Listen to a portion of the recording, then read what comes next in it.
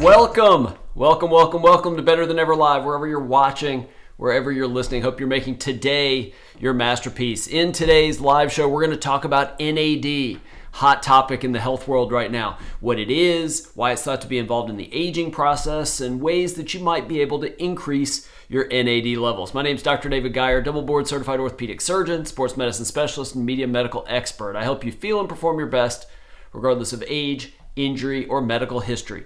When we're talking about NAD or any of the studies before that or anything in this video, in this live stream, I'm not giving you medical advice. This is meant for general information and educational purposes only. If you have comments or questions about NAD or really any of the studies we talk about this, feel free to leave those in the chat. I'd love it if you'd leave your first name and where you're located along with your comment or question. If it's about the studies we talk about sort of on the front end, I'll answer those or discuss those as we go. If it's about NAD, I'll do that after the discussion. I do want to say thank you for joining me. I know that I started this show ages ago at 5 p.m. Eastern time. That was back in July, I think, last year. And then I moved it to noon for some scheduling reasons with work. But I am now moving it back, at least for the near future and hopefully forever. But it was getting really, really hard to get back in time from seeing patients to get back to my home TV studio to do this and then get back to the office. It was just getting really difficult. So I'm trying to put them Tuesdays and Thursdays at 5 p.m. Eastern time. Ask Dr. Geier Live, where I answer your questions about aging and health and wellness, but also orthopedic injuries and anything you want to talk about. I do that still at noon on Fridays because our office is not open on Fridays, so that's a little easier. But Better Than Ever Live, at least for the near future and very likely long-term future, will be back at 5 p.m. Eastern on Tuesdays and Thursdays. Something else real quickly, and then we'll get to the new studies. I am probably going back a little bit to the way the show used to be, where I do a few more studies, a little bit more rapid fire, and not really one long topic discussion. I tried it because I wanted to sort of go deep dive into certain topics, but it got to be too much, at least in my opinion. I got positive comments either way, or negative comments, but some people liked the old version, some like the new. It's probably going to go back to a little bit more of the older version, maybe not quite as many topics, and I spend a little bit more time on each one, but that will start Tuesday. We do have some interesting topics next week. Again, I'm going to do more studies, but then I'm going to do a little bit about cryotherapy and injury recovery and whether or not those whole body cryotherapy chambers, which I used to do for a long time actually, we'll talk about whether or not that actually is helpful to recover from sports, to recover from a workout, things like that. And we're also going to talk about a hot new peptide. Literally, I've talked to people today about this that have heard about it from other places, and that is a very popular hot new peptide called MOT-SC. It's a mitochondrial peptide thought to be good for weight loss, losing body fat, improving muscle mass, but also improving athletic performance, endurance and speed and that kind of thing. So we'll talk about that next week. It's kind of an exciting topic. But let's start talking about sleep and improving sleep and a particular type of exercise that might actually be helpful to help you improve your sleep. This was a study done by researchers at the American Heart Association looking at different types of exercise and how it affects sleeping habits. And what they did, they took about 400 or so overweight participants, put them into 4 groups for an entire year. And each group did aerobic exercise, resistance exercise, sort of weightlifting and resistance strength training, a combination of aerobic and resistance training, or no exercise. All 4 groups exercised 3 times a week for an hour. And then throughout that study, they did these questionnaires that talked about how long they were sleeping, the quality of sleep, how long it took to fall asleep, things like that. And what they found out is that the participants in the study that did the resistance training, the strength training, had the best improvement in sleep in every category, duration and everything else, quality. Now, it improved really for all types of exercise, but it was far and away the best in the resistance training group. They got an average of 40 minutes extra sleep a night. Aerobic exercise did see an increase, but it was 23 minutes of exercise. And the really interesting one, and this is interesting to me because I sometimes, as I've talked about a lot on this show, struggle to fall asleep. And one of the areas where the strength training group did better than the aerobic group, the combination group, or the no exercise group, only the ones that did the strength training 3 times a week saw an improvement in how long it took them to fall asleep. That group fell asleep about 3 minutes faster. Now that begs the question, what exactly is it about strength training that helps you fall asleep faster? Is it something about getting the muscles going? Is it some myokines and various hormonal signals sent throughout your body from resistance training that signals your brain to sleep? I will tell you this, there is pretty good evidence though that if you lift weights at night too close to the time you go to bed, this is probably true with any strenuous exercise or strenuous activity, but definitely weightlifting late at night. I used to work out at 7 p.m. After I went to work and did all my stuff at home, and sometimes even after I ate dinner, but I got to where I would eat dinner after working out. And I loved my nighttime workouts, but it was a little bit more of a struggle to fall asleep. So if you struggle with sleep and you're thinking about changing your workouts anyway, think about strength training. Okay, we have talked a lot on this show, but I've talked a lot about it on my website about screen time and all the problems that come with screen time. Things like obesity, things like it keeps you awake at night, all the blue light from the screens, things like neck and back pain from being hunched over all the time, depression and anxiety, very clearly linked to screen time and much more specifically to social media use. But there's a new reason that screen time might actually be bad for you, and that's that it harms our health on a molecular level, physically, biologically. So these researchers took 60 college students, followed them for nutrition intake, screen time, physical activity, but also, I'd love to know who signs up for this. I hope they got well paid, but they also collected fecal samples to get genomic data, biological data, because you can get a lot of information about somebody's health and certain biomarkers of the health, as we've talked about with the gut microbiome, from fecal samples. So what they found out, I know that sounds disturbing that I guess the college students really needed money, but what they found out, the college students that were on their screens more than 75 minutes a day, which when you're thinking about college students, it really isn't all that much. They had changes in their gut microbiome and their metabolomic profiles, again, those gene sequences that you can get from fecal samples, that were consistent with obesity, type 1 diabetes, myocardial infarction or heart attacks, chronic fatigue syndrome, and a variety of GI and digestive disorders. Again, it's not just that we're sitting there and doing nothing and not getting exercise and that's causing problems, or all the blue lights affecting our sleep. It is affecting us on a molecular level. Now, what I would question about this, what I would want to know on a follow-up study is how much of it is it actually the screen time, looking at your phones, looking at your tablets, looking at a laptop, which, to be fair, college students are going to be doing a lot of because they're basically looking at laptops as they study all the time. And they're probably not the healthiest eaters, even though these researchers factored the nutrition in. But what I would want to know, is it actually looking at the screens that's causing problems, or is it the sitting? If you could somehow tease out one versus the other, I think that would be very interesting. I suspect it's a combination of both, but I suspect the sitting is actually as much of a problem, if not more so, than the screen time. For a TV interview I'm going to do next week, I kind of went ahead and did some research because I've got some things going on this week and I wasn't sure when I was going to be able to do it. But I sort of researched my TV segments ahead of time, and I'm doing one next week on screen time. And there's been a lot of studies recently. Some say screen time and social media are bad. Some say it's not so bad. And it looks like those are sort of study and methodology differences, and that when you account for those, yes, social media is bad, especially in terms of behavioral changes, anxiety, depression, behavioral problems, things like that, especially for kids. But I don't know where I was going with that.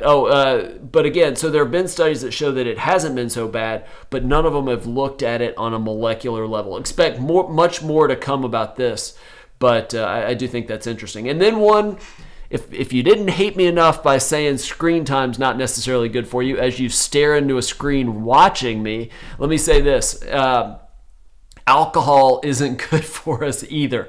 I've harped on this a lot. I think that idea that red wine at night helps you live longer, it's good for your heart, and alcohol is good for you just a little bit every night. That's why the people in Europe live longer and they overcome fatty foods and all this. And I've been really questioning about that. And I've told you there have been researchers that have shown that those studies were flawed because they didn't take into account how many of those people were heavy drinkers before giving up alcohol, things like that.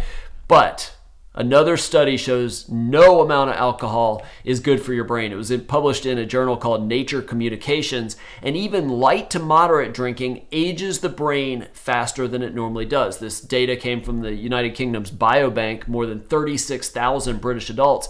And what they found out was with just a few glasses of beer or wine over the course of a week led to reductions in the volume of your brain.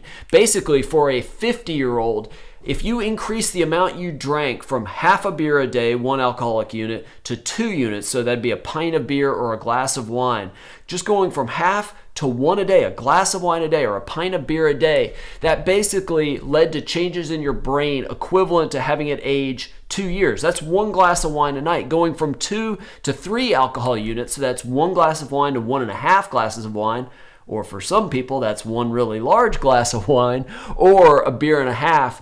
You're aging your brain 3.5 years. I get it. I know that's not popular. And I'm not saying you don't ever drink. Just, I would argue, don't use health as the reason you want to drink. If you want to go out, you're having a party or you're going to a party and you want to have a drink or two, so be it. Do everything you can to do healthy things around that. Don't drink to excess and everything else. But it is not something, more and more studies are going to come out showing that no amount of alcohol is good. All that nonsense about resveratrol. Resveratrol is great, but you don't get that much of it in red wine. Resveratrol supplements might be a better way to go. Again, not medical advice, but you might think about it. But red wine probably doesn't have that much in the way of benefits. And if it does, it's very small for your heart, probably not, and probably the grapes are where most of the benefit is, not the alcohol, and but it's bad for your brain and other organs. All right, let's get to the key topic. This has been a big topic, and that's NAD. It's been a big topic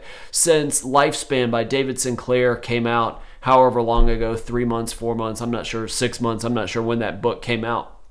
Seems like everybody I know in my personal life that's really into health has read that book. It's crazy. Everybody knows David Sinclair. And I listened to it on a long drive recently when I went to our Charlotte office. And it is very interesting. And one of the things he talks about, he's an aging researcher, or not, he is aging. That's not what I meant. He studies aging as a researcher at Harvard, and he has been heavily focused on NAD. NAD stands for nicotinamide adenine dinucleotide. It's involved in hundreds and hundreds and hundreds of enzymatic reactions throughout our body. It plays a role in pretty much every biological process. But again, what most people care about is whether it can help us live longer and be healthier as we live longer. It's involved in energy metabolism. It's involved in cell survival. And levels go up and down over the course of the day, depending on how much food you eat, how much you exercise, and even what time of day it is. But what we do know is NAD levels steadily go down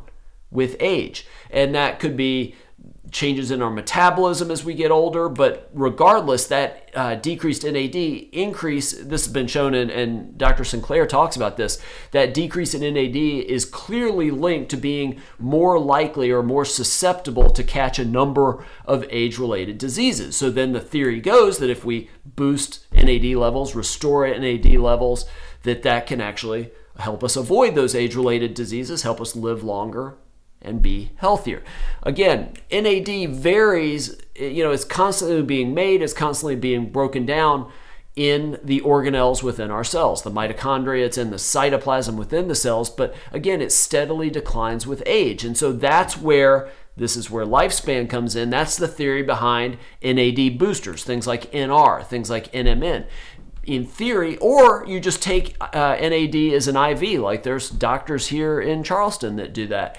But NAD boosters, the theory goes, by raising your NAD levels, that's going to affect your health and your survival, at least in animal studies. And the thought is that they act on sirtuins, And in the process, they improve your cognitive function. They improve your liver's ability to handle glucose. It involves your fatty tissue's ability to handle fat. It's involved in insulin secretion in the pancreas and insulin sensitivity in the muscles, endothelial cell proliferation, protecting against cardiovascular disease, cerebrovascular disease, strokes. It's involved in immune function and inflammation, protecting against kidney problems, and it's thought to be involved in fertility, both in males and females. So how can you boost NAD levels? We'll talk about NAD boosters like NR and NMN in a second. One way is cut the amount of calories you eat, and Dr. Sinclair talks about this in his book. Basically, caloric restriction helps you live longer. That's been shown in all kinds of animals and organisms, worms and mice and rats and flies and monkeys, and even in humans. And the thought is, at least one of the thoughts behind calorie restriction is that it increases your levels of NAD within the cells, stimulates that sirtuin activity, and helps you live longer. And then we talked a couple weeks ago about exercise and how exercise seems to boost our NAD level. That I talked about that study where older adults with above average amounts of exercise had NAD levels basically equal or better than younger adults in their 20s and 40s who were sort of average exercisers. So NAD can be increased by regular exercise, especially a lot of it.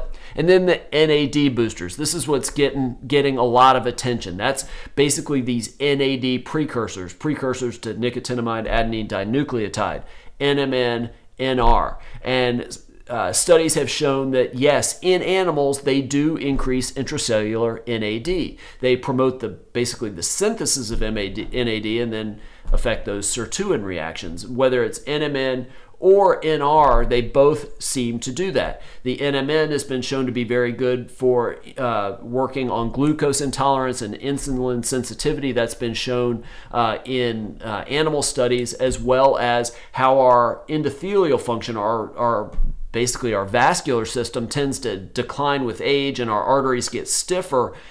NAD precursors, NMN, seems to improve that, improves nitric oxide bioavailability, which causes vasodilation and reduce oxidative stress. So the proteins in the arteries become normal. The smooth muscle contracts normally. The vasodilation from the nitric oxide dilates the vessels. Basically, you have better blood flow to the rest of your body, and that's always good, especially as we age.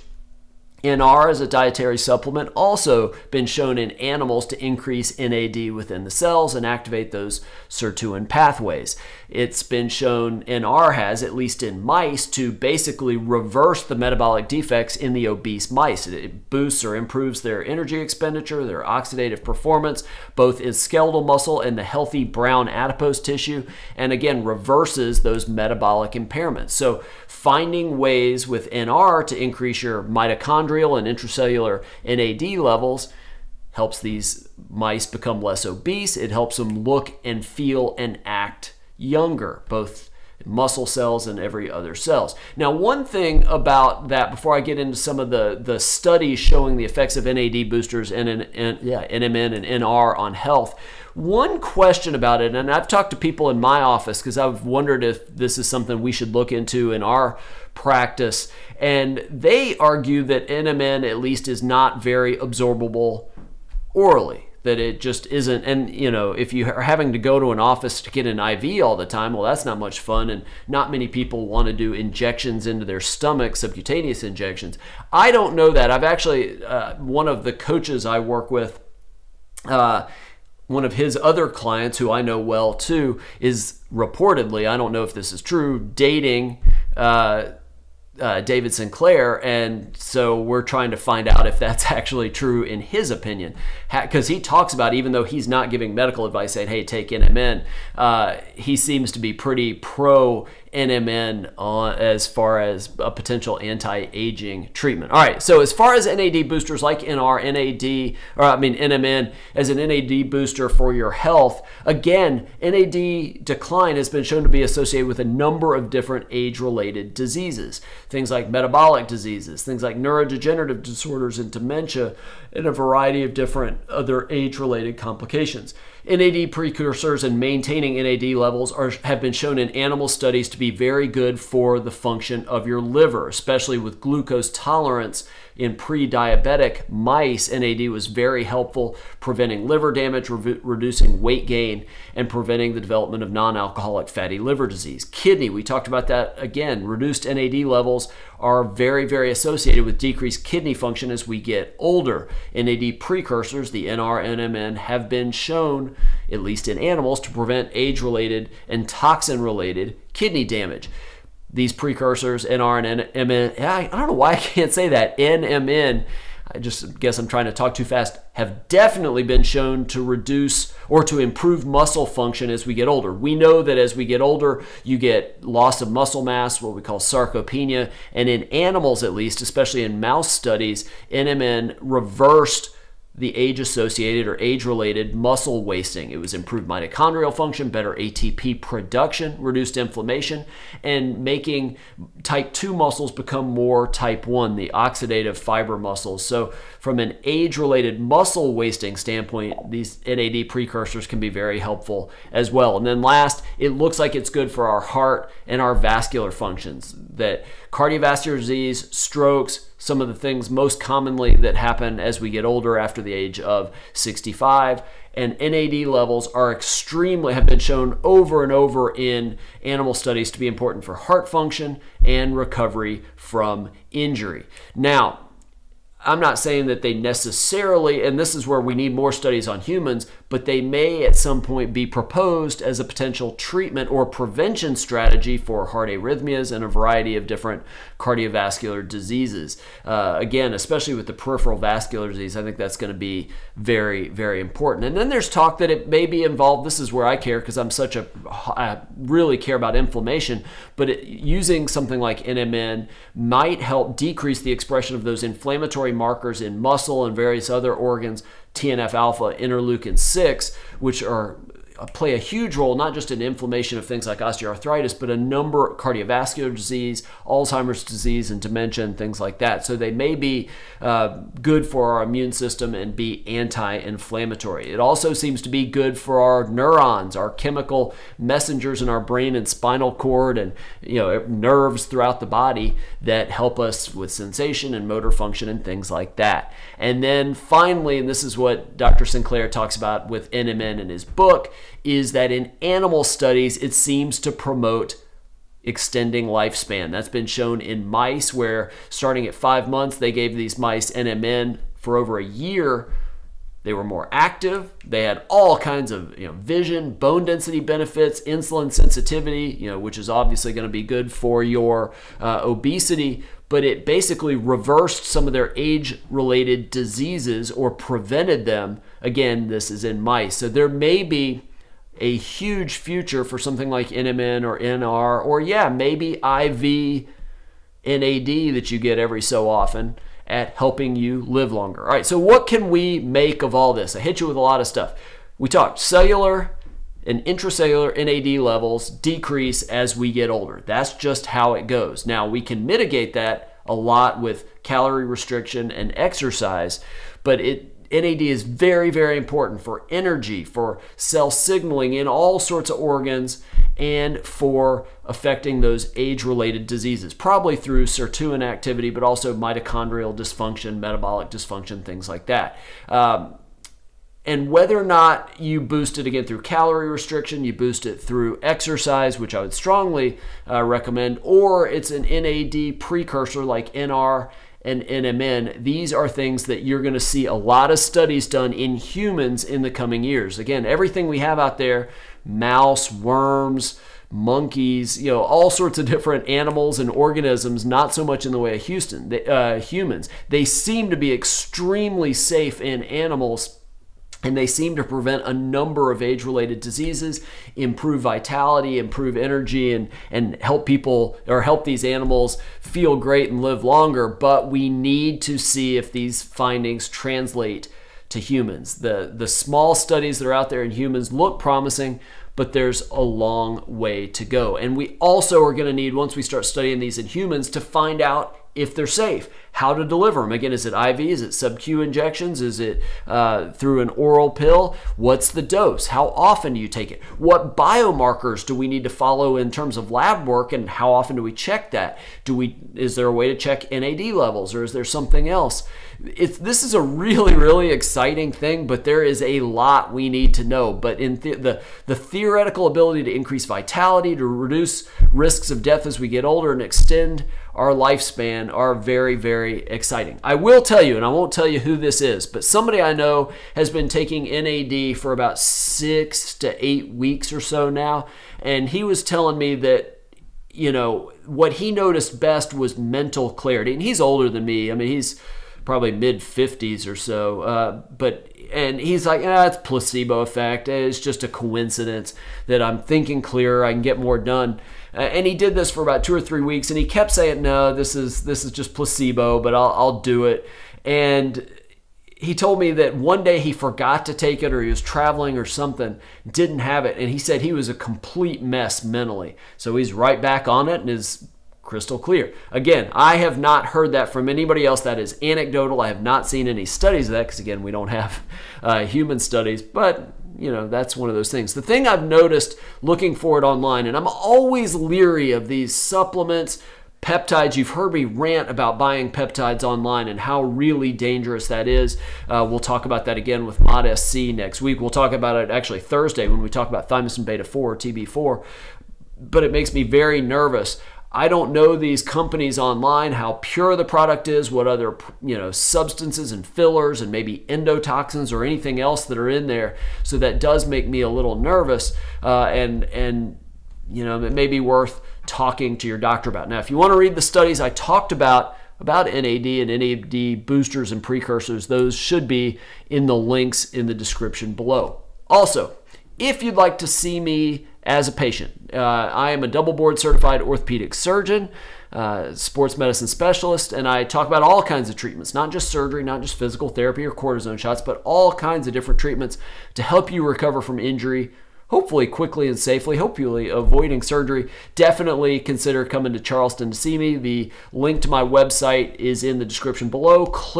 There's a contact page in the upper right corner. It says work with me, drops down, do contact. There's a form you fill out that requests an appointment, and that'll get to me and my assistant, and we can help set that up if you would like to do that. Also, please remember to subscribe to my video channel. Ring the bell to be notified whenever I'm on live, 5 o'clock, Tuesdays, Thursdays, Friday, noon Eastern time. But make sure to subscribe. I would love for you not just to participate with us in the live streams, but all the daily videos that I upload and things like that. Very, very much appreciate you being here. Let me get that off the screen. Sherry, I really appreciate it. She says thank you. That's all I really got for you. Again, Thursday, we're going to talk about thymosin beta-4 and some interesting studies. Next week, cryotherapy and MOD-SC. But again, a little bit more sort of breaking news, health news of the week, in addition to a little bit deeper dive. Not as long as that discussion on NAD,